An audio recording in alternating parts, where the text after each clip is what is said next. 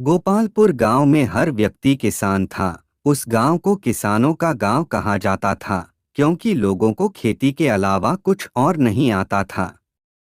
गांव वाले ज्योतिषी को बहुत मानते थे। एक बार उनके गांव में जाने माने ज्योतिषी का आगमन हुआ। सभी गांव वाले उस ज्योतिषी के पास पहुंचे और गांव का भविष्य जानना चाहा। ज्योतिषी ने भविष्यवाणी करते हुए कहा कि अगले 10 साल तक इस गांव में बारिश नहीं होगी। पानी की एक एक बूंद के लिए गांव वाले तरस जाएंगे। गोपालपुर गांव में अकाल पड़ेगा। ज्योतिषी ने सभी गांव वालों से कहा कि यदि तुम सब अपने और परिवार की जान बचाना चाहते हो तब इस गांव को खाली कर किसी दूसरे गांव में बसने के लिए चले जाओ। उनकी बातें सुनने के बाद सभी गांव वाले बेचैन हो उठे। उन्होंने घर जाकर सामान बांधना शुरू किया और सबने फैसला लिया कि वे अगली सुबह ही गांव खाली कर देंगे। उस गांव में एक परिवार ऐसा था जो किसी ज्योतिषी और भविष्यवाणी पर कभी यकीन नहीं करता था। उस परिवार का मुखिया, जिसका नाम हरिया था, उसने अपनी बीवी और बच्चों से कहा कि वे गांव छोड़कर नहीं जाएंगे और ये सब बेकार की बातें हैं। इतने साल तक सूखा पड़ ही नहीं सकता। जब गांव वालों को पता चला कि हरिया उनके साथ नहीं चल रहा है, तब गांव के कुछ बुजुर्ग और बड़े व्यक्ति उसके पास पहुंचे और उसे गांव के साथ चलने के लिए कहा।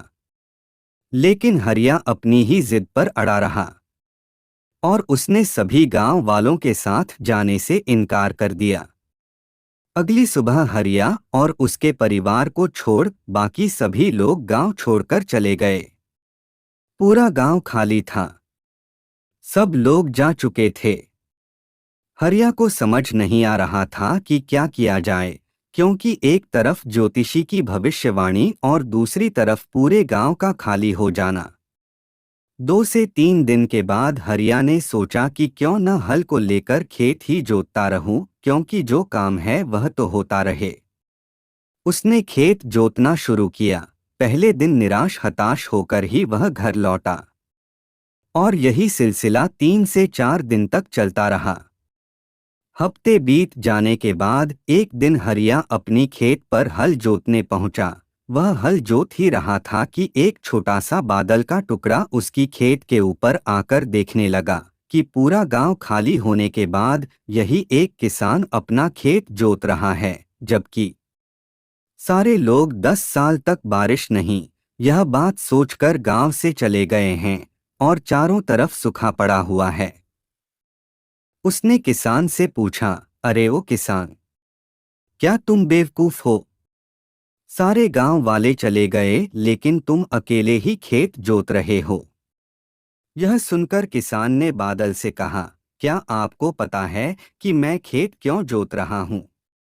इसके पीछे एक बड़ी वजह है। उसी वजह के कारण मैं काम कर रहा हूँ।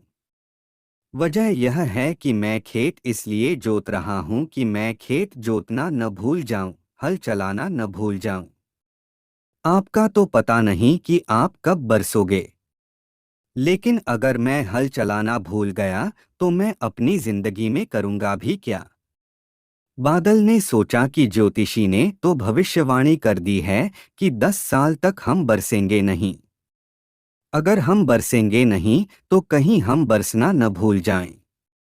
वहां और भी बादल इकट्ठा हो गए और जमकर बारिश होने लगी।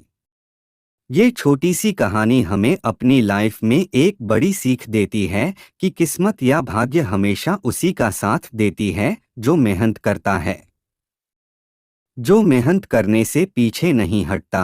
आपको अपनी कहानी खुद ही लिखनी होती है, क्योंकि आप खुद ही अपनी लाइफ के हीरो हैं।